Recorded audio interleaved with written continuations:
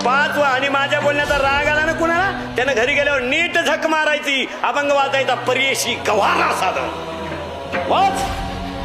रामाला वनवासाला जावं लागलं, कर्मगती दशरथाला भोगावी लागली, लंका सोन्याची असणारा भीक मागायला लागला. ध्यानात ठेवा, कर्मगती येणे नका होऊ.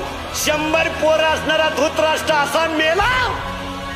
अरे रस्त्याच्या कडेला पडणारा भिकारी सुद्धा एवढा वाईट मरणार नाही, एवढा वाईट मृत्यू धृतराष्ट्राचा झाला. 100-50 खाणारे जरा शुद्धीवर राहा. मग तुमची पोरं केंद्रात पहिले काय येईन कधी.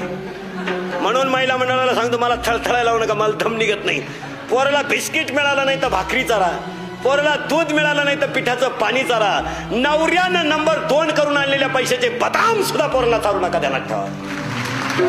हो, आणि जर चाराल तुमची अख्खी खानदान बर्बाद झाल्याशिवाय राहणार नाही. एक सुद्धा शिल्लक सुईचं येणार नाही, अशी उरफाटीतील पटी येणार. तुम्ही श्रीमंत